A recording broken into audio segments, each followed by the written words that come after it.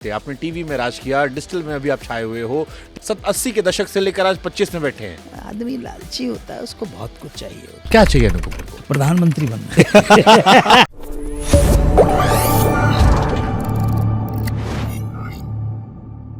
कहाँ शिकायतें? आपने टीवी में राज किया, डिजिटल में अभी आप छाए हुए हो, टीवी शोज कर रहे हो, अंताक्षरी आपने कर दी, 80 के दशक से लेकर आज 25 में बैठे हैं। आदमी लालची होता है, उसको बहुत कुछ चाहिए होता है, ये समझ। क्या चाहिए अनु कपूर को? बहुत चाहिए। क्या? प्रधानमंत्री बनना है मुझे। वो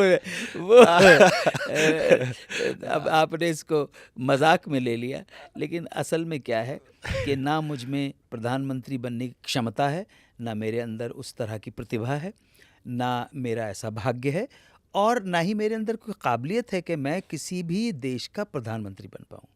बस खत्म हो गई। कोशिश भी तो नहीं की आपने वहाँ पे? हाँ जी, कोशिश भी तो नहीं की। नहीं, मैं योग्यता ही नहीं ना बॉस, आप समझे नहीं। मैं डिजर्व ही नहीं करता, मेरे अंदर गट्स ही नहीं है। क्या योग्यता होती मेरे है? अरे वो अच्छा वो समझ देखो नंबर बता कि प्रधानमंत्री बनने के लिए आपके पास एक खास चित्त की आवश्यकता होती है, जहाँ पर Okay. आपको पॉलिटिकल जो मनूवरिंग है, पॉलिटिकल गेम्स जो है वो खेलने होते हैं आज के समाज में। आप जिसको आप कलयुग बोल रहे हैं, पुराने टाइम के ऊपर भी वैसे ही खेलने होते थे।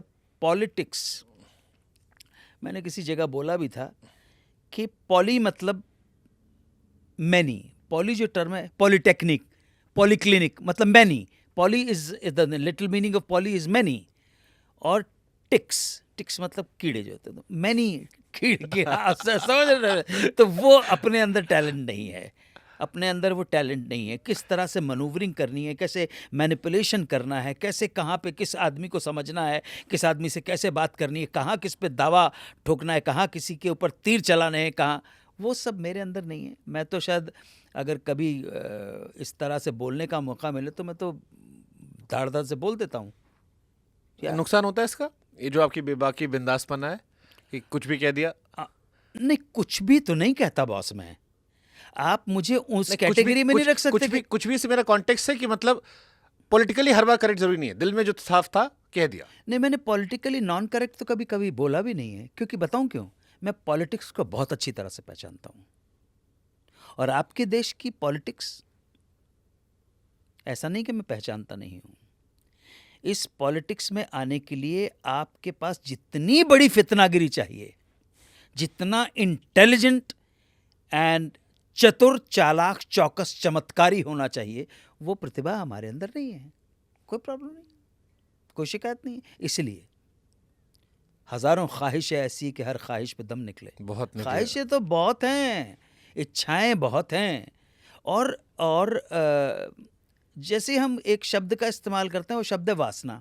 तो वासना को हम उसके तार जोड़ते हैं स्त्री के प्रति वासना। अरे वासना स्त्री के प्रति ही एक वासना आपकी कुर्सी के प्रति आपकी जो वासना है, आपने हर व्यक्ति, हर पॉलिटिशियन जो वासना उसकी कुर्सी और सत्ता के लिए, उससे कभी मुक्त हो ही नहीं पाता है। वो वासना धन के लिए, आपने देखा नहीं है कि जिन लोगों को नामचीन होने का शौक है,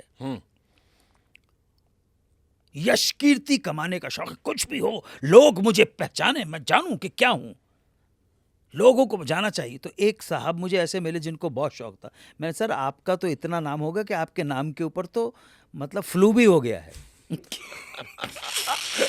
लोगों ने आपके नाम का स्वाइन फ्लू, वो समझ ही नहीं पाएगा मैं क्या बोल गया।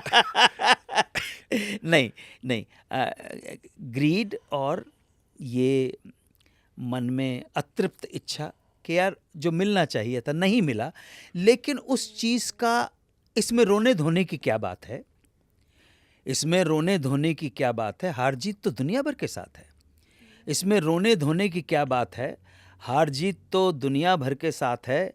नपी तुली चंद सांसें माटी की मिली, यही क्या कम मिला। नपी तुली चंद सांसें माटी की मिली, यही क्या कम मिला। अभी ये किस्मत की बात है, किसी को खुशी किसी को गम मिला।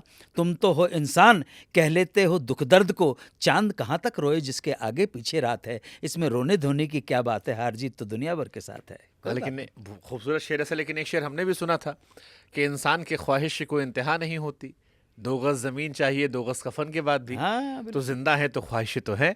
आपने कहा भी कि कुछ अधूरा है, वासना सबके अंदर होती है। हाँ। आपकी वासनाएं क्या क्या है? नहीं, अब धीरे धीरे वो चुक रही, अब नहीं, धीरे उम्र के साथ साथ रियलाइज हो रहा है कि ठीक है, अगर अब उसको वासना, अब जानना चाहता हूं कि जीवन में हम मनुष्यों के दुख के कारण क्या हैं।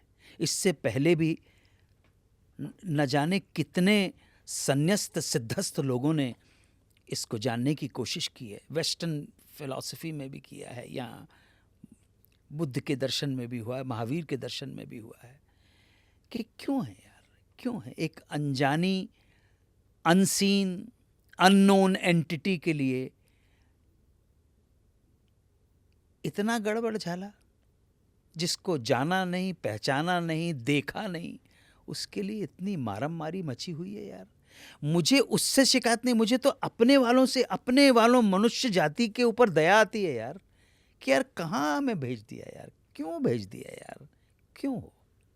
Why this nature is the biggest enemy of our existence, survival. ये कोई भगवान भगवान, ये सब फालतू की बातें, कुछ नहीं। जिसको आप मदर नेचर, मदर किसी को तंग नहीं करेगी भाई, मदर नेचर नहीं, वो ये नेचर हमारा सबसे बड़ा शत्रु है। हमें पैदा करता है, अच्छा पैदा कर लिया, उसके बाद इमोशंस दे दिए, इमोशंस में हम अपनी माता से जुड़ गए, हमारी माता के प्रति हमारा स्नेह हो गया, भाई बहनों के प्रति हो गया, पिता के प्रति स्नेह हो गया, फिर जीवन में एक लड़की आई, उसके प्रति बिल्कुल एक स्नेह का, प्यार का, प्रेम का एक अलग नया रूप देखने को मिला, और उसके बाद माँ चली गई यार, जो जननी थी वो चली गई, पिता चले गए, बहन की शादी हुई, उसकी शादी टूट जाती है। सारे दुख के अलावा कुछ नहीं मिल रहा है मुझे, सिवाय दुख के अलावा कुछ नहीं मिल रहा है। और अगर जिन लोगों को मिला भी है और वो भरम में बैठे हुए हैं कि ये तो वो होटल है जहां से चेकआउट होना ही नहीं है, तो उनको बताना चाहता हूं, बड़े बड़े आए और बड़े बड़े चले गए। जिन्होंने इस दुनिया को होटल समझा वही थोड़ा सा ठीक ठाक से गए। गुरु चेक इन किया है, 12 बजे से पहले चेकआउट करना पड़ेगा। बड़े बड़े आए यहाँ पे, क्या हम टिकेंगे? ये तो हमारी गद्दी है, ये दुनिया एक सराय है। क्यों अस्तित्व? लाई हयात आए कज़ा ले चली चले, जीवन लेके आया, मौत लेके जा रही है। लाई हयात आए कज़ा ले चली चले, अपनी खुशी ना आए ना अपनी खुशी चले। ये क्या मचा रखा है यार, क्यों मचा रखा है? पूरी समस्त मनुष्य जाति को बर्बाद करके रखा हुआ है यार। क्या इसीलिए हम पैदा हुए हैं, एक दूसरे से लड़ने के लिए? क्या, व्हाट इज दिस नॉनसेंस? ये प्रकृति ने हमारे साथ जो खेला खेला है, इसको सोचने की बात है। बड़े बड़े लोगों ने सोचा है, अगर मुझ जैसे जो बहुत तुच्छ व्यक्ति है उसके मन में भी आ रहा है तो कौन सी बुरी बात है यार। अब सर 70 साल में जिस तरह से आपने जीवन का दर्शन मुझे दिखाया, उसमें मुझे निराशा नजर आ रही है, आक्रोश नजर आ रहा है। मैं 31 का हूं, मेरे सामने एक लंबी उम्र पड़ी है। मैं इस नजरिए से जीवन को देखूं या इसका दूसरा नजरिया? मैं अपने विचार तुम पे थोपना नहीं, नहीं मैं चाहता समझने की बात कर रहा हूं ना। मेरा नजरिया जो है वो 70 साल के बाद आया है। आज आप 7-8 जो रोटी खाते हो चुपड़ी हुई, वो आप पचा पाओगे एक, लेकिन एक भगवान तुम्हें दीर्घायु दे, 70 के बदले 80 हो जाओगे और थोड़ा सा उस ट्रैक के ऊपर निकल गए जहां अस्तित्व में प्रश्न होने लगेगा, तो मेरे वेलकम टू द गैंग हो जाएगा। अगर पढ़े लिखे हो, और पढ़े लिखे मतलब कॉलेज की डिग्री वाले नहीं, लेकिन अगर सेंसिटिव हो, सोचते हो, अध्ययन किया है, मनन किया है, चिंतन किया है, तो आ जाएगा। या तो इधर जाओगे या उधर जाओगे। राही मनवा दुख की चिंता क्यों सताती है, दुख तो अपना साथी है।